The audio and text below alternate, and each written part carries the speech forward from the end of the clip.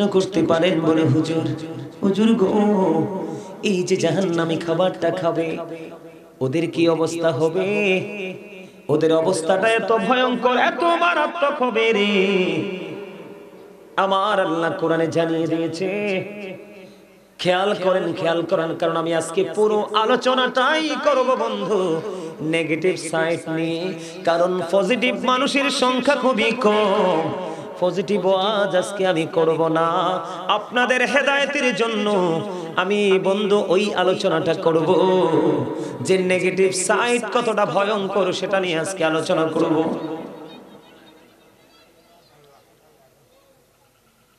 জাক্কুম এত ভয়ঙ্কর, এত বিষাক্ত, নাঙ্গলকোট দোলখার জমিনে পড়তে দেরি রে, ওই মাটি বিষাক্ত হতে দেরি হবে না। বাঁচতে পারবেনি মানুষ, পশু পাখি, কোনো কিছু বাঁচবে? শিখে রাখবেন, ওয়াজগুলো মুখস্থ করে ব্রেইনে সেটআপ দিয়ে দিবেন।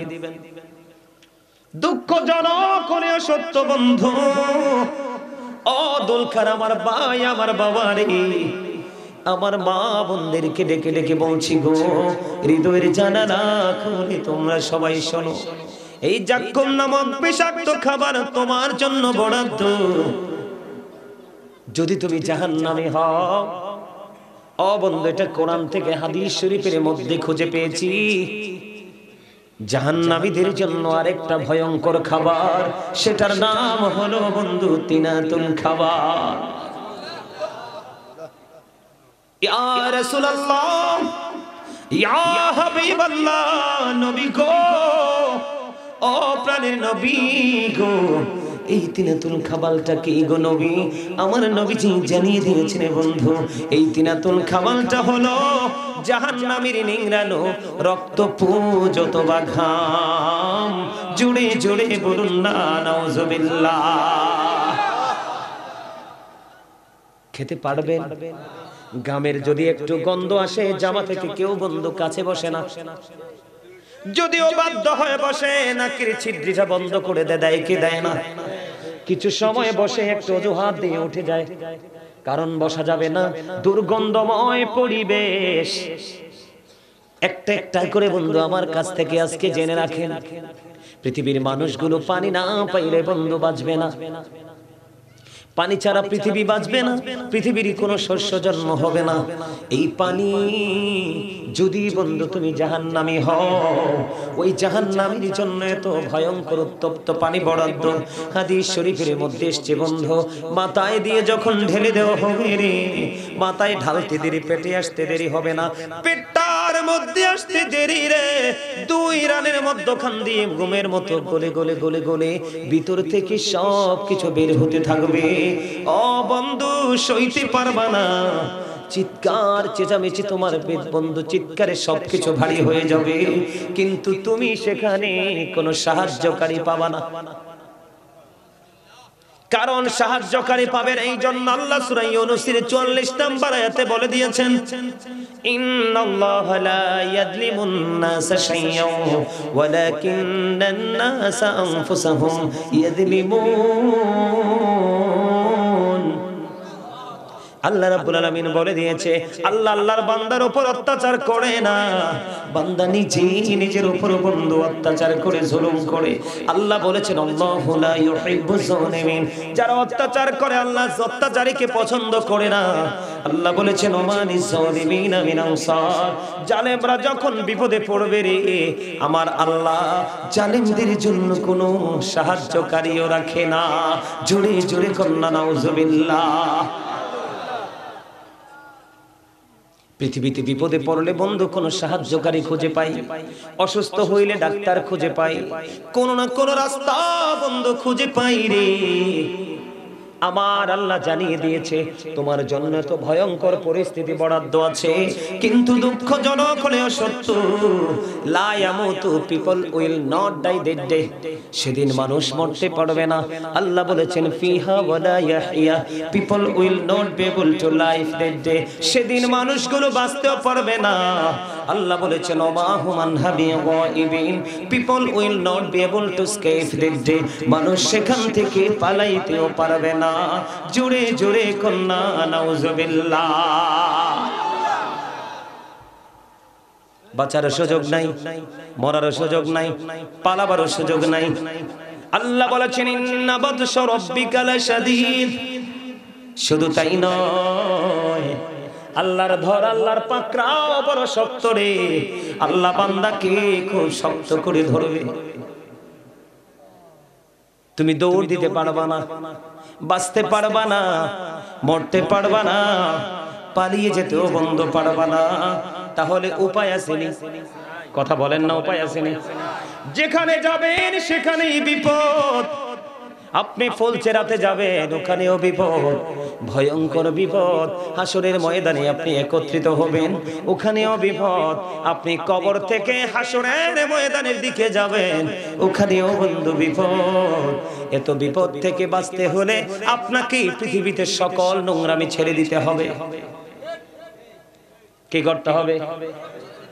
আরো জোরে বলেন। সকল নোংরামি ছেড়ে দিতে হবে। আপনি মনে মনে ভাববেন, হুজুর আমি তো নোংরামি ছেড়ে দিতে চাই, কিন্তু কোন নোংরামি তো আমি ছাড়তে পারি না। আমি মন থেকে চাই আমি নোংরামি ছেড়ে দিব, ভালো হয়ে যাব। অনেক অন্যায়, অনেক অত্যাচার, অনেক অবিচার করেছি গো, কিন্তু আমি নিজেকে কন্ট্রোল করতে পারি না। এখানে দুইটা রাস্তা আছে। কয়টা? কথা বলেন না কেন, কয়টা? আপনি নিজেকে কন্ট্রোল করতে হলে বন্ধু শয়তান থেকে, শয়তানের ধোঁকা থেকে আগে আপনাকে বাঁচতে হবে। আপনি জানেন না ইন্না শাইতানা লাকুম আদুউন ফাত্তাখিযুহু আদুওয়া।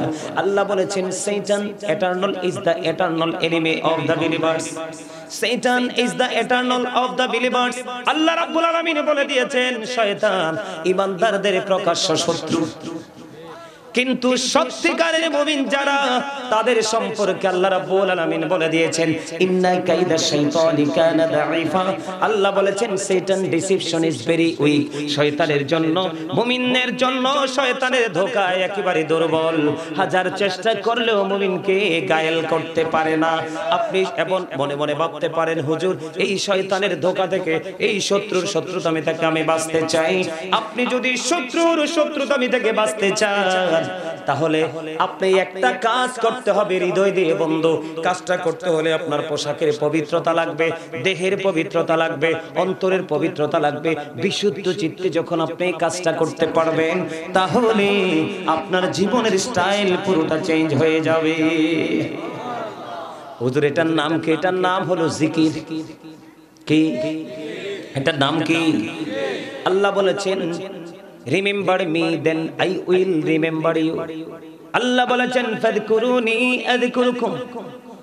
তোমরা আমাকে স্মরণ করো, আমি তোমাদেরকে স্মরণ করব। বলে হুজুর জিকিরটা কখন করব?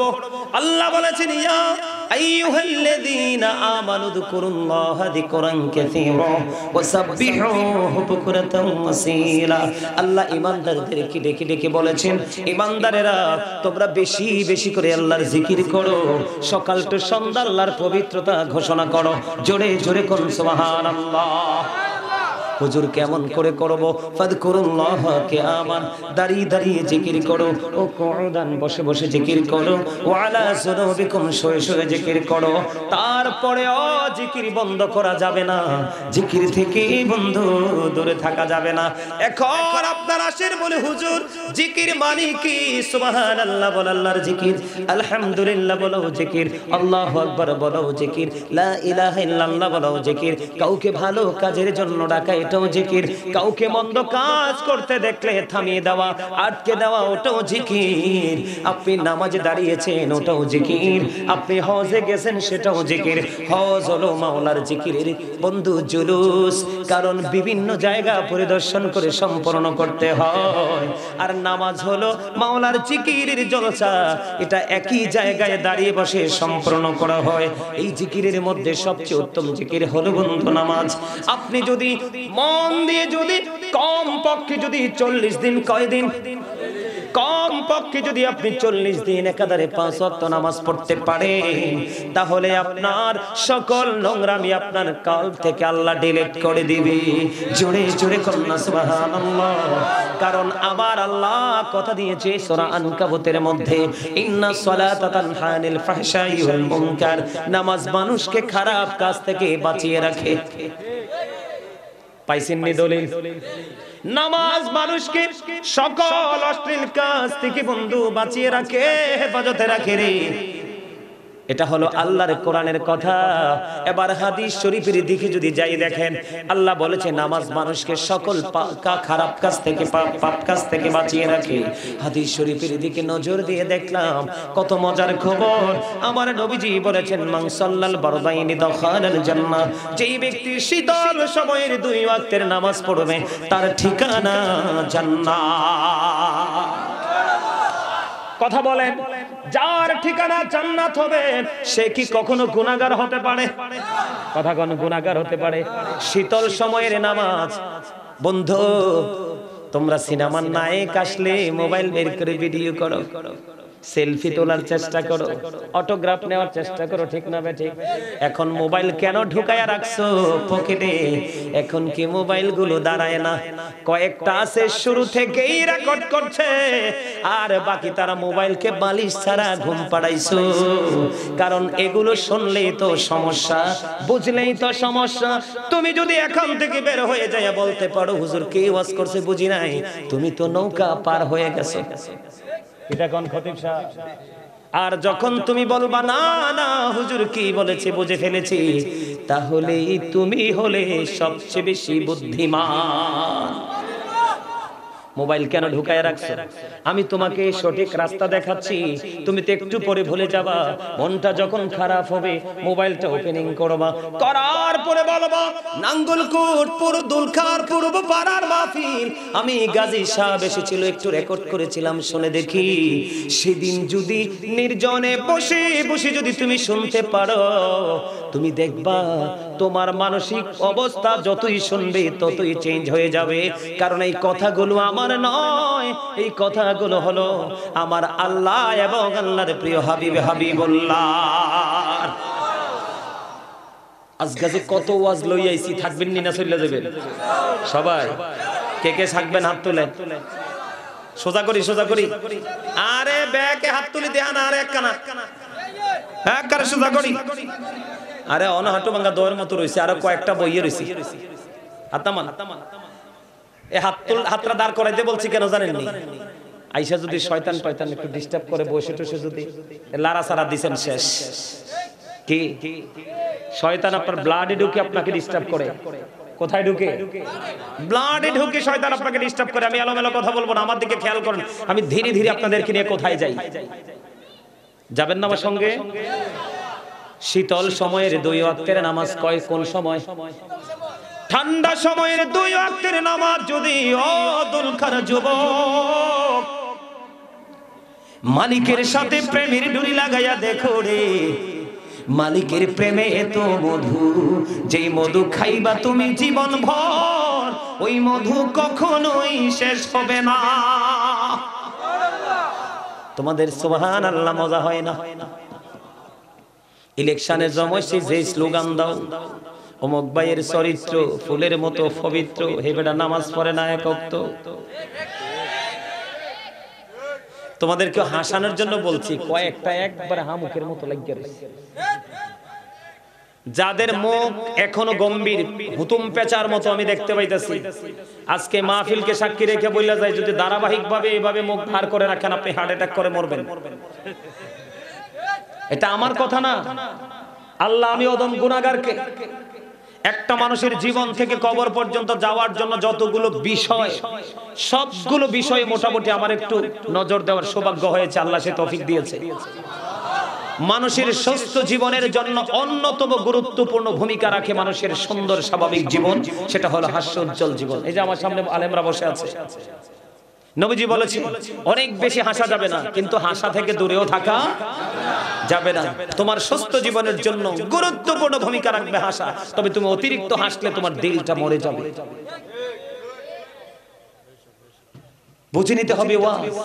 এই জন্য আগেই বলেছি, you listening my lecture very attentively.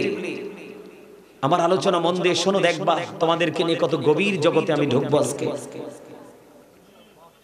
বন্ধুরে আমার, আল্লাহ বলেছে তুমি নামাজ পড়ো, সকল পাপ থেকে বাইচা থাকবা। আমার নবীজি ডেকে ডেকে বলে, উম্মত, শীতল সময়ের 2 ওয়াক্তের নামাজ পড়ে নাও, তোমার জন্য জান্নাতটা বরাদ্দ হয়ে গেল। আর মজার খবর দেখেন, আপনাকে বাঁচানোর জন্য আল্লাহর হাবিব আপনার আমার প্রাণে নবী কি মেসেজ দিয়ে গেছে। নবীজি বলেছেন, সালাতুল খামস ওয়াল জুমআতু ইলাল জুমআহ ওয়া রমাদানু ইলা রমাদান মুকাফফিরাতুল লিমা বাইনাহুন্না ইযা তুনিবাতিল কাবাইর। নবীজি বলেছেন, তুমি যদি 5 ওয়াক্ত নামাজ পড়ো, সালাতুল খামস, 5 ওয়াক্ত নামাজ যদি পড়ো ফজরের পরে জোহর পর্যন্ত, এটা হলো ফজর, এটা হলো জোহর, বিশাল একটা গ্যাপ আসেনি? প্র্যাকটিক্যালি দেখাচ্ছে, এটা হলো ফজর, এটা হলো জোহর, গ্যাপ আসেনি? এটা হলো জোহর, এটা হলো আসর, গ্যাপ আসেনি? এটা হলো আসর, এটা হলো মাগরিব, গ্যাপ আসেনি? এটা হলো মাগরিব, এটা হলো ইশা, গ্যাপ আসেনি?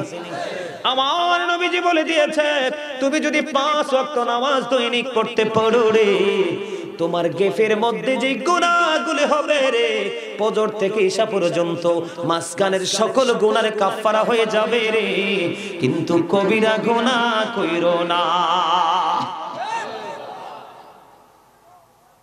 আমার নবী বলেছেন, আল জুমআতু ইলাল জুমআহ, একটা জুমা থেকে আরেকটা জুমা পর্যন্ত এত বড় একটা গ্যাপ। কথা বলেন না, আছে না নাই? আমার কথাগুলো ভালো লাগেনি? শুনতে মন চায়নি? সবার মন চায়, সবার মন চায়। আল্লাহ তাদের মনে যেহেতু চাই গো, তাদের মনটাকে তুমি এবং তোমার হাবিবের প্রেম দিয়ে তুমি ভরে দাও, আমিন। নবীজি বলেছেন, এক জুমা থেকে আরেক জুমার মধ্যে একটা গ্যাপ আছে না নাই? তুমি যদি এই জুমার পরে ওই জুমা, মাঝখানে এই জুমার পরে ওই জুমা যদি সঠিকভাবে আদায় করতে পারো, তাহলে তোমার মাঝখানে একটি সপ্তাহের গুনার কাফারা হয়ে যাবে 2 দিকের জুমা। আমার নবীজি বলেছে, রমাদানু ইলা রমাদান, এক রমজান থেকে আরেক রমজান পর্যন্ত বিশাল একটা ডিসটেন্স। কত বড় গ্যাপ বন্ধু, 305 দিনের গ্যাপ। কত দিনের? হয়তো বা 2 দিন, একদিন আরো বাড়তে পারে, 29 যদি রোজা যায়, কারণ 2 বছরের রোজায় 30 করে 60 দিন চলে গেল। কত দিন? 60 দিন চলে গেল রে। আরো অবশিষ্ট আছে 305 দিন অথবা 6 দিন, যদি 29 যায় 6 দিন পাবো। আমার নবীজি বলেছে, এই পাশে রোজা তুমি সঠিকভাবে রাখো, ওই পাশে রোজা তুমি সঠিকভাবে রাখো, মাঝখানে 305 দিনের গুনার কাফারা হয়ে যাবে। নবীজি বলেছে, মুকাফফিরাতুল লিমা বাইনাহুন্না ইযা তুনিবাতিল কাবাইর, তবে রে কবিরা গুনাহ থেকে বেঁচে থাকতে হবে। ওই আমলগুলোর কারণে তোমার গুনার ছোট ছোট গুনার কাফারা হয়ে যাবে রে। তুমি যদি কবিরা গুনাহ থেকে বন্ধু বেঁচে থাকতে পারো, এতে বোঝা যায় কবিরা গুনাহ করা যাবে না। মজার খবর কিনা? আরো জোরে বলেন না। এবার জুম্মার, যেহেতু জুম্মার কাছে যেহেতু আসছি, জুম্মা নিয়ে একটু ওয়াজ করি। এখনকার ম্যাক্সিমাম মুসল্লি অসভ্য। আপনারা আমারে খারাপ বলতে পারেন, অথবা আপনারা নেগেটিভ চিন্তা করতে পারেন, বলে হুজুর কেন অসভ্য বললেন? অসভ্যর বিপরীত দিক কি? কথা বলেন না কেন? অসভ্যর বিপরীতটা কি? যদি সভ্য মুসল্লি হতো, প্রত্যেকটার মাথায় টুপি থাকতো, প্রত্যেকটার মাথায় গায়ে থাকতো সুন্দর স্মার্ট পাঞ্জাবি, পাঞ্জাবির নিচে থাকতো পায়জামা। ও বন্ধু, এটা বড় বিষয় না। সবচেয়ে বড় অসভ্যতা হলো জুম্মার দিনে মুসল্লি, ম্যাক্সিমাম মুসল্লি সবার পরে মসজিদে যায় রে, ইমাম সাহেব সালামটা ফিরাইতে দেরি রে, মনে হয় দরজার মধ্যে বিশ্বযুদ্ধ শুরু হয়ে গেছে। ঠিক কিনা বলেন? আজকে আমি দুলখার মাহফিলকে সাক্ষী রেখে বলা যায়, হাদিস শরীফ নিজের এই দুইটা চোখে দেখে দেখে বন্ধ পড়েছি। আমার নবীজি বলে দিয়েছে, যে উম্মত নবীজির একটা সুন্নাতকে ইচ্ছে করে ছেড়ে দিবে কোনো অজুহাত ছাড়া, কোন অজুহাত ছাড়া যদি কোন উম্মত যদি একটা সুন্নাত ছেড়ে দেয়, আমার নবীজি জানিয়ে দিয়েছে রে, আমি তাকে আমার উম্মত বলে কখনোই স্বীকার করব না। নাউজুবিল্লাহ বলেন না কেন? আর জোরে বলেন না নাউজুবিল্লাহ। আপনারা বলেন আমি কি ভুল বলছি? বলেন ভুল বলছি? জুম্মার দিনটা নিয়ে ছোট্ট করে একটু আলোচনা করি, ছোট্ট করে, কারণ আমার আসল আলোচনা এখনো বাকি। নামাজ নিয়ে আলোচনা করার বন্ধু ইচ্ছা ছিল না, কিন্তু ইচ্ছাটা জেগেছে আপনাদের অবস্থা দেখে। জুম্মার দিনে জুমার নামাজ পড়ার নিয়ম আমি আপনাদেরকে বলি, সব দিনের চাইতে সবচেয়ে উত্তম রূপে গোসল করবেন জুম্মার দিনে। সবচেয়ে দামি যেই পাঞ্জাবি, বিশ্বাস করেন এই যে পাঞ্জাবিটা আমারটা সুন্দর নিকন্ত, কথা বলেন সুন্দর নি, বিশ্বাস করেন এই পাঞ্জাবিটা আজকে ফার্স্ট আমি পড়েছি। কেন পড়েছি জানেন? এটা আজকে প্রেমের এক বাগানে রে, আমি জান্নাতের বাগানে খাদেম হয়ে এসেছি। আমার আল্লাহ খাদেম বানাইয়া পাঠাইছে, গোলাম বানাইয়া পাঠাইছে। গোলামরা গোলামের মতো ভেসে আসতে হয়। এই যে দেখেন আমার দুই দাদা ভাই বইছে কিনা, আপনারা সবার চাইতে দেখেন সুন্দর লাগেনি? এখানে আপনারাও সুন্দর, অনেকেই সুন্দর পোশাক পরেছেন। এটা হলো জান্নাতের বাগানের মেহমানের স্বরূপ। আমি আপনাদেরকে বলি বন্ধু, নবীজির শিক্ষাটা দেখ, সকল দিনের চাইতে উত্তম রূপে গোসল করতে হবে জুমার দিনে। সবচেয়ে দামি যে পাঞ্জাবি সেটা পড়তে হবে, কারণ লম্বা জামা পরে নামাজ পড়া সুন্নাত। সুবহানাল্লাহ বলেন না? লম্বা জামা পরে পড়তে হবে, সুন্দর আতর লাগাইতে হবে। আপনি গাড়ি দিয়ে আসতে পারেন, অটো সিএনজি দিয়ে আসতে পারেন, কিন্তু আসবেন না, আপনি মসজিদে আসবেন হেঁটে হেঁটে। কি করে? হেঁটে হেঁটে মসজিদে যাবেন, প্রত্যেকটা কদমে কদমে ঘুনা ঝরবে রে, ঝুরঝুরে কন্যা সুবহানাল্লাহ। আপনি সবার আগে মসজিদে চলে গিয়ে সামনের কাতারে বসবেন। আমার নবীজি বলে, পাগল উম্মত সবার আগে চলে আসলি রে, আমি নবীর কথা কি তুই মর্যাদা দিয়েছিস, আমি নবীর কথা কি তুই মূল্যায়ন করেছিস, মোর সম্মান প্রদর্শন করেছিস। আমি নবী জানিয়ে দিলাম, তোর আমল নামায় একটা ওট কুরবানির সওয়াব আমার আল্লাহ দিয়ে দিবে। সবচেয়ে বড় মজার খবর যুবক, আজকের পর থেকে কোনোদিন মসজিদে সবার পরে যায়ও না। সবার পরে যারা যায়, যদিও তারা নামাজ পড়ে রে, কিন্তু এই নামাজ দিয়ে তাদের হেদায়েত মিলবে না। কারণ প্রেয়ার ইজ দ্য কি টু প্যারাডাইস।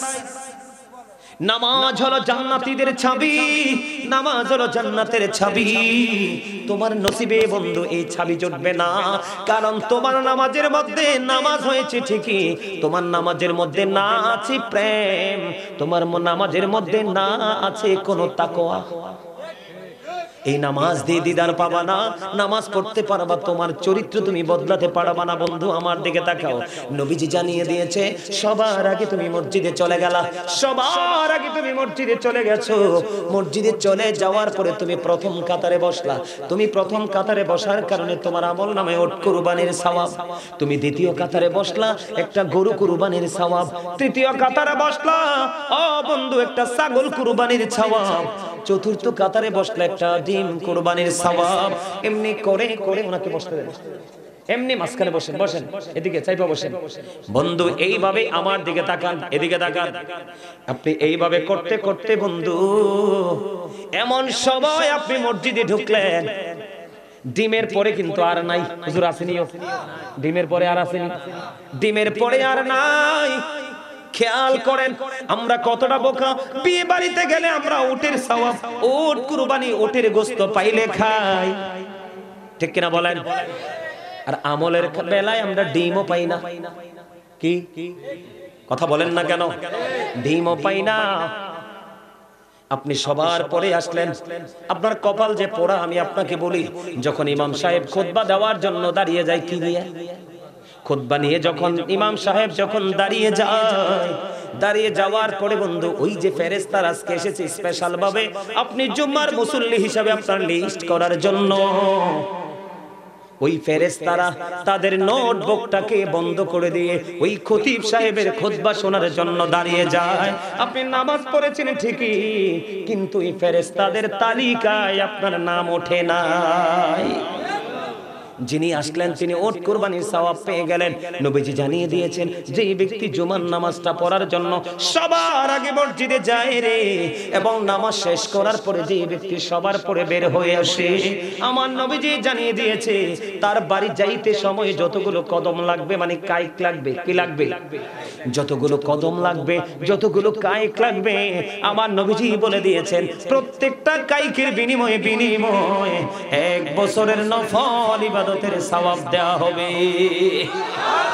তাহলে আপনার বাড়ি যাইতে যদি 50টা লাগে বা 100টা কদম লাগে, আপনার আমল নামায় 100 বছরের নফল ইবাদতের সওয়াব।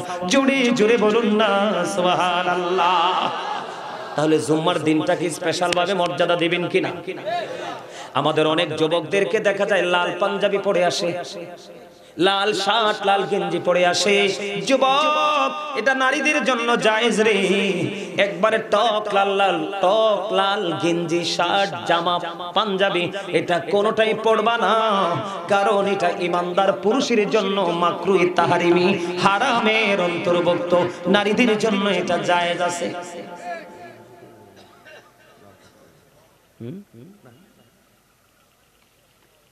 কথা কি বুঝতে পারছেন?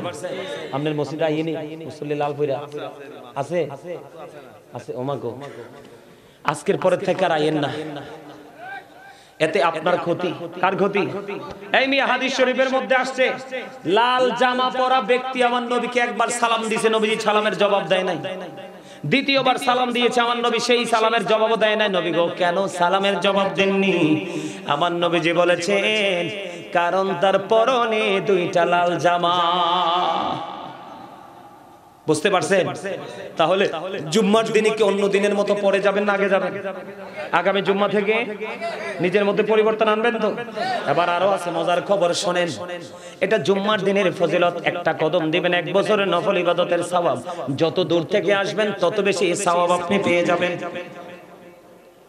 5 ওয়াক্ত নামাজ, ওই যে আমি একটু আগে বললাম, বন্ধু নবীজি আরেকটা হাদিসের মধ্যে চমৎকার ভাবে বুঝিয়ে দিয়েছেন। আপনার বাড়ির আঙ্গিনায় যদি 5টা একটা জলাশয় থাকে, পুকুর হোক, খাল হোক, নদী হোক, যেটাই হোক, আপনার বাড়ির আঙ্গিনায় যদি থাকে, আপনি দৈনিক 5 বার গোসল করলে কি থাকবে? গুনাহ থাকবে না? গায়ে কোনো ময়লা থাকবে না? 5 বার গোসল করলে যেমনি গায়ে ময়লা থাকবে না, তেমনি আপনি দৈনিক 5 বার নামাজ পড়লে রে আপনার আমল নামায় কোনো গুনাহ থাকবে না, এবং গুনার কাজ করতেও মনে চাইবে না, কারণ আপনার মধ্যে অটো চলে আসবে, আরে আমি না নামাজি, আমার তো আল্লাহর সাথে প্রেমের ডুরি। ঠিক না ভাই? আর জোরে বলে।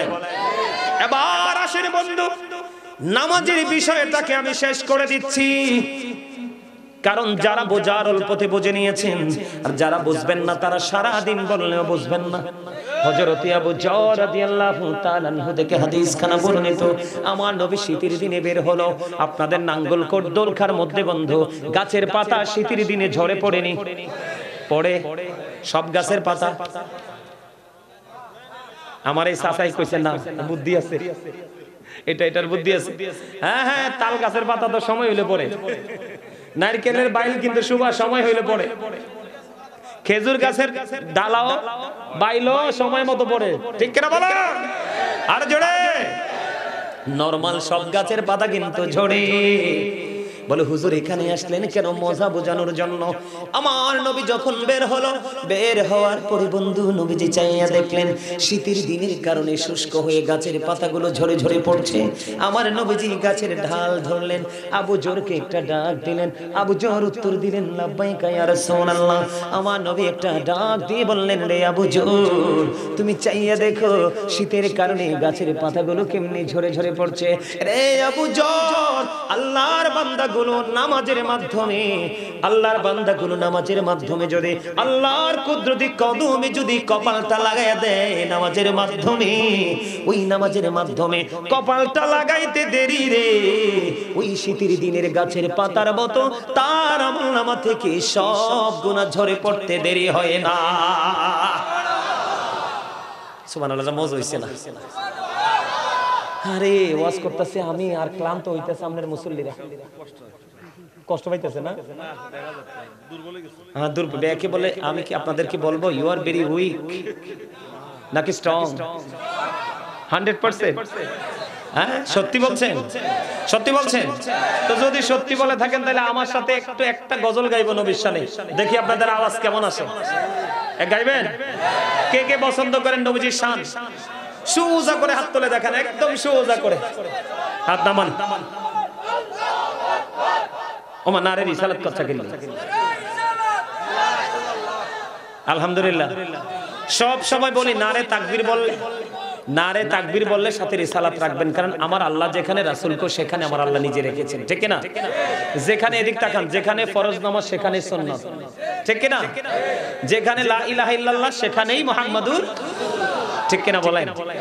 বুঝেন নাই? প্রত্যেকটা জায়গায়। তাহলে আমরা নারে তাকবীর, নারে রিসালাত। আমরা রিসালাতও বলবো এই কারণে, কারণ রিসালাতের মাধ্যমে আমরা তাকবীরের খবর জানতে, কথা বলেন না কেন? বুঝতে পারছেন? আমার সাথে একটু গজলটা গান, আপনাদের খুব পরিচিত হবে কিনা জানি না, আমি এটা বেশি গাই না, একটু গাইতে মন চাইতেছে আপনাদেরকে নিয়ে, দেখে আপনাদের মানসিকতা। নবী নবী বলে হায় কেঁদে কেঁদে দিন যায়, পাইনি দিদার ধমে, লাখো সালাম কদমে নবী, লাখো সালাম কদমে নবী। গজলের সময় এই করে একটু বাড়াই দিয়ে মজা হবে। নবী নবী বলে হায় কেঁদে কেঁদে দিন যায়, পাইনি দিদার ধমে, লাখো সালাম কদমে নবী, লাখো নবী, লাখো সালাম কদমে নবী।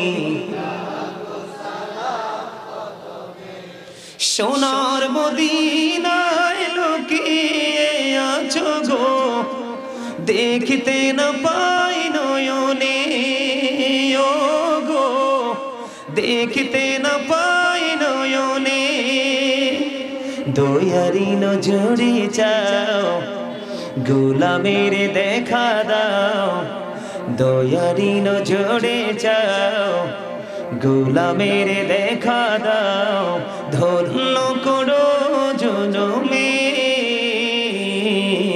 লাখো সালাম কদমে নবী, নবী নবী বলে হায় কেঁদে কেঁদে দিন যায়, পাইনি দিদার ধমে, লাখো সালাম কদমে নবী। মারহাবা কোন আমার মারহাবা যেমন হেতার একটা এমন বেডা, যদি আজকে এই গজল চট্টগ্রাম গাইতাম রে, সবটি আমারে গোলাপ ফুলের মতো সিরা পকেটে ঢুকাইতো। কন্যা আপনি কন্যা, আমরা তো চট্টগ্রামে। আর ওই যে দেখছেন ইশারা দিছে যে, আর হাদিয়া লইতে লইতে মিয়া বেহুশ হয়ে যাইতাম। প্রেম যদি শিখতে যান চট্টগ্রাম চলে যাবেন। আমার দাদা ভাই চট্টগ্রাম থেকে, ফারেক জামিয়া থেকে। সুন্নি যারা আহলে সুন্নাত ওয়াল জামাতের অন্তর্ভুক্ত যারা যদি প্রেম শিখতে চান চট্টগ্রামে যে 6 মাস থাকবেন, সারা জীবনের জন্য শিক্ষা নিয়ে আসতে পারবেন। আমার প্রত্যেকটা মাসের সফর চট্টগ্রাম, আমার সবচেয়ে পছন্দের জায়গা চট্টগ্রাম। রাত যত গভীর হয়, মানুষ তত বেশি হয়, প্রেম তত বেড়ে যায়। চট্টগ্রামে কোনো আলেম গেলে স্টেজ ছাড়তে মন চায় না। সকলে বলেন মারহাবা, আর যারা কার মারহাবা। আমার লেখা, আমার সুর একটা গজল গাইব ছোট্ট করে, দেখবো আপনাদের প্রতিক্রিয়া কি, আপনাদের মানসিকতা কি। আমার সাথে গাইবেন? যুবকরা তোমরা কোথায়? তোমরা পারো না নবীকে ভালোবাসতে? আর জোরে আমি কথা বলবো, তোমরা কি বলে খেয়াল করে, আমি ছেড়ে দিলে তোমরা ধরবা। নবীজি কেমন করে বলো তোমায় দেখি, নবীজি কেমন করে বলো তোমায় দেখি, আছো তুমি ওই মদিনায়, আছো তুমি ওই মদিনায়, সঙ্গে নিয়ে দুই প্রেমিক সাথী, কেমন করে বলেন কেমন করে ওগো নবীজি, কেমন করে বলো তোমায় দেখি, দেখার আশা আমার মনে। নিয়ে যাও, তোমরা মনে করছো আমি হাদিয়ার জন্য বলছি, আরে না, এটা কথার কথা বলছি।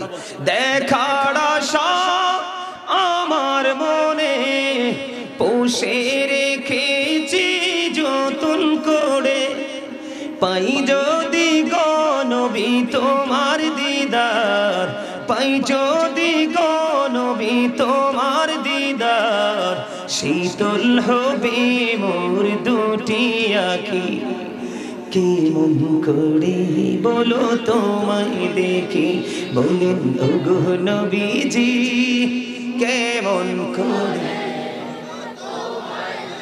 মারহাবা। গজল গাইলে সব ক্লান্তি দূর হয়ে যায়, যায় কি যায় না? প্রেম যে কোত্থেকে আসে। যাই হোক, আমি আর গজল গাইবো না। আমার যে মূল আজকের আলোচনা, বাস্তবতা নিয়ে একটু আলোচনা করব।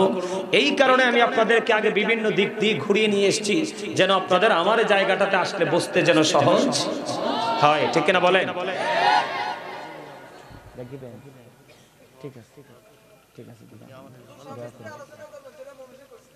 হ্যাঁ হ্যাঁ, এখনকার স্বামী স্ত্রী তো ম্যাক্সিমাম ইঁদুর বিড়াল, লাড়ি সোড়া লই বেড়া আরে মারতো আইব। ঠিক কিনা কর? আরো জোরে।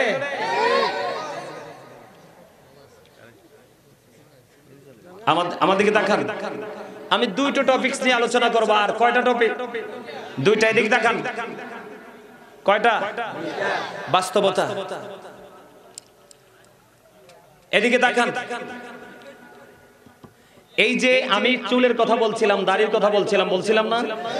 এরপরে বলছিলাম কিসের কথা? পেন। পেন। এদিকে তাকান, কোন পেন? Jeans pen. এটা ওই সময় বলি নাই, এখন বলবো। এদিকে তাকান, জিন্স প্যান্টটা, এটা আমরা মুসলমান হিসাবে এটা একটা পুরো অভিশপ্ত একটা পোশাক। বুখারী শরীফের মধ্যে এসেছে হাদিস খানা, জিন্স প্যান্টটা আমি কেন অভিশাপ আমি আপনাদেরকে বলবো, আপনারা পরে বুঝতে পারবেন। জিন্স প্যান্টটা আমাদের জন্য অভিশাপ। এই প্যান্টটা পরে নামাজ পড়লে নামাজ পর্যন্ত আল্লাহর দরবারে কবুল হবে না। কেন জানেন? আল্লাহ মানুষের জন্য তিন শ্রেণীর পোশাক দিয়েছে। কয় শ্রেণীর? একটা নরমাল, যেটা প্রতিদিন পরে লজ্জাস্থান ঢাকার জন্য। দ্বিতীয়ত হলো সাজের পোশাক, যেমন বিভিন্ন ভিআইপি পরিবেশে গেলে আমরা একটা উন্নত পোশাক পরি না। আর তৃতীয়ত হলো তাকওয়ার পোশাক, যেটা আল্লাহ আল্লাহ রাসূলের মনোনীত। আল্লাহ কোরআনে বলেছেন লিবাসুত তাকওয়া যালিকা খায়র। আল্লাহর কাছে সবচেয়ে পছন্দের পোশাক হলো তাকওয়ার পোশাক। বিশেষ করে যুবকদেরকে বলছি, ভাই শোনো, পোশাকটার কন্ডিশনটা কি? উপর দিয়ে থাকতে হবে নাভি বরাবর অথবা নাভির উপরে, নিচে দিয়ে থাকতে হবে টাকনুর উপরে। উপর দিয়ে নাভি বরাবর অথবা নাভির উপরে, আর নিচে দিয়ে থাকতে হবে টাকনুর উপরে। এই কন্ডিশনে ইমানদার পুরুষ পোশাক পরা ফরজ। এই ফরজ যদি তোমরা কেউ ইচ্ছে করে জেনে বুঝে শুনে তরক করো, বুখারী শরীফের মধ্যে এসেছে হাদিস খানা, তার ঠিকানা হবে জাহান্নাম। নাউজুবিল্লাহ। জোরে বলেন নাউজুবিল্লাহ। বন্ধুরে আমার, আমার দিকে তাকান। আমাদের দোষ, আমাদের অন্যায়, আমাদের অপরাধ কত বেশি। তিন শ্রেণীর মানুষের সাথে আমার আল্লাহ কাল হাসরের দিন কথা বলবে না, তাদেরকে দয়া করবে না, তাদেরকে মায়া করবে না, তাদেরকে রহমত দিবে না। ওই তিন শ্রেণীর মানুষের মধ্যে বন্ধু একটা হলো ওই শ্রেণীর মানুষগুলো রে, যারা অহংকার করে করে টাকনুর নিচে ঝুলাই ঝুলাই পোশাক পরে।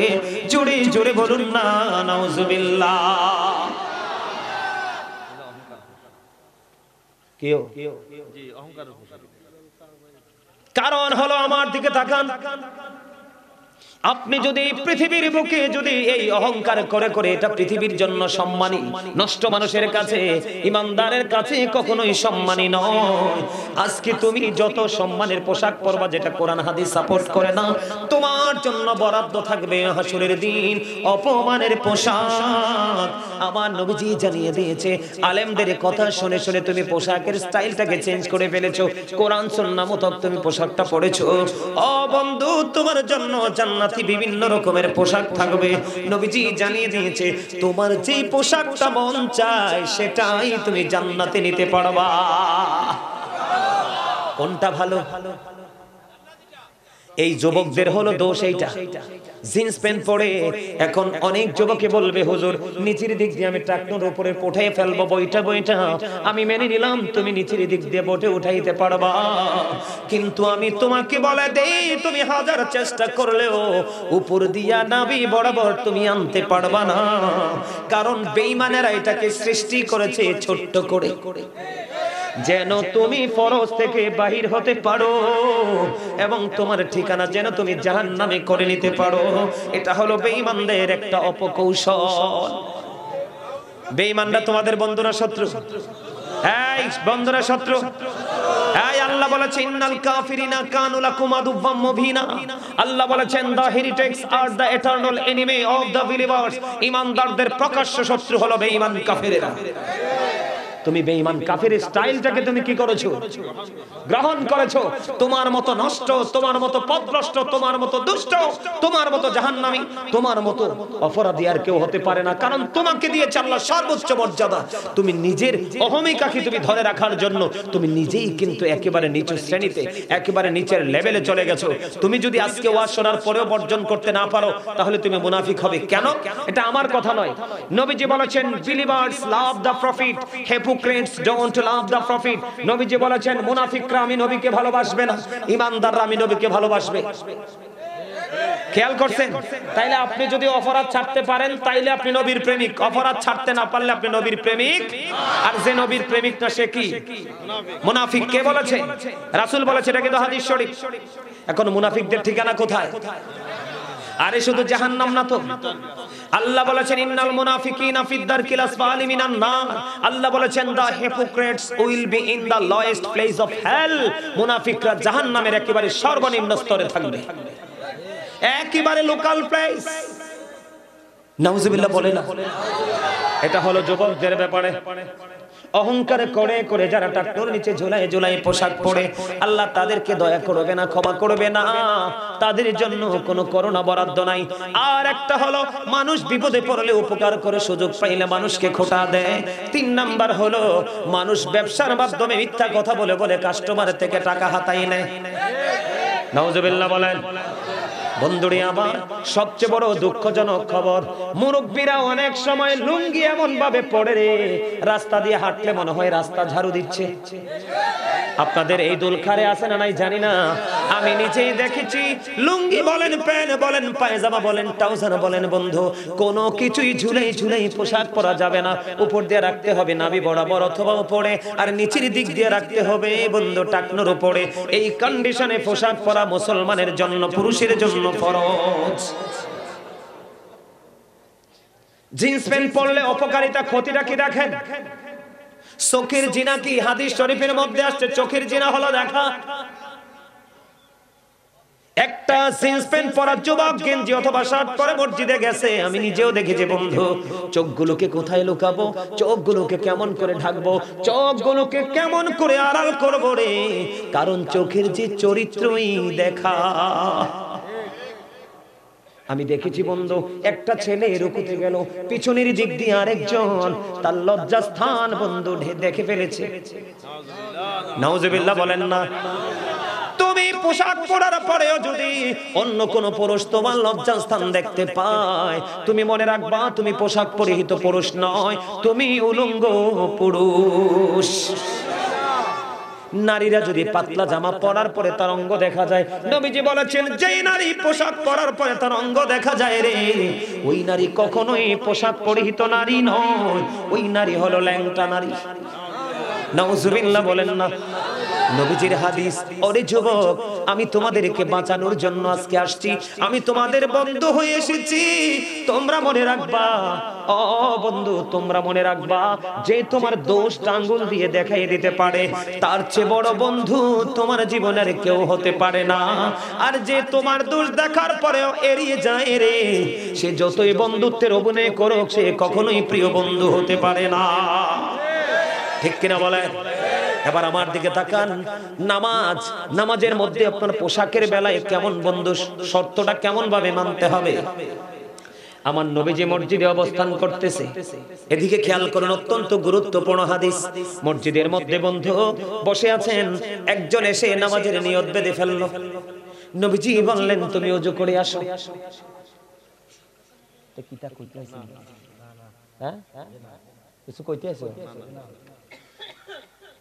তো একজন এসে নামাজের নিয়তটা বেঁধে ফেললো, নবীজি বললেন ওযু করে আসো। খেয়াল করেন কত সেনসিটিভ বিষয়।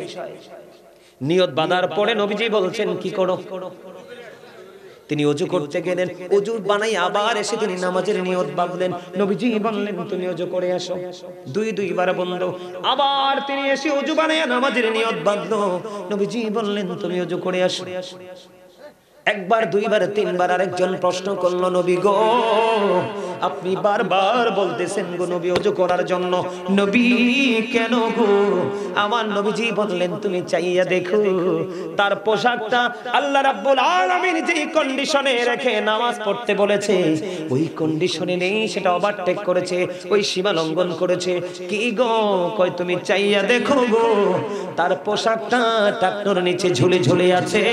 এই জন্য আমি নবী বারবার বলেছি তুমি কি করো? ওযু করে আসো। কারণ এইভাবে পোশাক পরে তুমি নামাজ পড়ার পরেও আল্লাহ পর্যন্ত তুমি পৌঁছাতে পারবেন না। তার বাস্তব প্রমাণ হলো, দেখবেন এই সমাজের মধ্যে নামাজ পড়ে কন্টিনিউ মিছা কথা কয়, নামাজ পড়ে কন্টিনিউ সুদ খায়, নামাজ পড়ে কন্টিনিউ চা দোকানে বসে বসে মানুষের বদনাম কয়। আছে না নাই? আরো জোরে বলেন। যারা মানুষের দুর্নাম ছড়াতে পছন্দ করেন তাদের জন্য ছোট্ট একটা হাদিস। আমার নবীজি সাহাবায়ে কেরামদেরকে নিয়ে দাঁড়িয়ে রইলেন, হঠাৎ করে প্রবল বেগে বন্ধু বায়ুর সাথে বিকট এক দুর্গন্ধ এসে নবীজির নাক মোবারকে লাগলো। নবীজি সাহাবায়ে কেরামদেরকে প্রশ্ন করলেন, সাহাবীরা রে, এই দুর্গন্ধটা কোথা থেকে এসেছে তোমরা কি বুঝতে পারো? সাহাবায়ে কেরাম বললেন, না না, আল্লাহর হাবিব তো ভালো জানেন, আল্লাহ এবং আল্লাহর হাবিব ভালো জানে। আমার নবীজি বললেন, এই দুর্গন্ধটা আসছে ওই জায়গা থেকে, একজন ব্যক্তি মুমিনকে নিয়ে কি করতেছে? বদনাম করতেছে। ওই দুর্গন্ধ এসে আমাদের নাকে লাগছে। জোরে জোরে নাউজুবিল্লাহ। যারা মানুষের বদনাম করেন, কিয়ামতের ময়দানে আপনি যার বদনাম করবেন তাকে আপনার সামনে তুলে ধরা হবে। নবীজি বলবেন, তুমি তাকে, আল্লাহ বলবেন তুমি তাকে খেতে থাকো, কারণ জীবিত অবস্থায় দুনিয়ায় তুমি তার গোশত খেয়েছো, তুমি তাকে খাও। হাদিস শরীফের মধ্যে আসছে বন্ধু, সে তো সেদিন পাওয়ার দেখাতে পারবে না, খাবে আর মুখটাকে ভেঙচাবে, বন্ধু চিৎকার করবে, তে কিন্তু সেদিন ওই গোশত খেতে হবে। জোরে জোরে কন্যা নাউজুবিল্লাহ। পারবেন এগুলো? তাহলে এতে কি বোঝা গেল? এখন আবু বকর সিদ্দিক নবীজিকে প্রশ্ন করছেন, নবী গো আমি তো আমার পোশাকটা সব সময় টাকনুর নিচে ঝুলাইয়া ঝুলাইয়া আর সব সময় টাকনুর উপরে রাখি, কিন্তু মাঝে মাঝে আমার পোশাকটা টাকনুর নিচে চলে আসে, যখন আসে তখন আমি উঠাইয়া ফেলি, ইয়া রাসূলুল্লাহ তাহলে কি আমি সাজার অন্তর্ভুক্ত হব? নবীজি বললেন, না, যিনি চলে গেছে, চলে যাওয়ার পরে এটা অন্যায় হয়েছে মনে করে এটা উপরে উঠায়, এটার নামই হলো তাকওয়া। সুবহানাল্লাহ বলেন না কেন? আল্লাহ বলেছেন, আল্লাযীনা আমানু ওয়া কানু ইয়াত্তাকুন লাহুমুল বুশরা।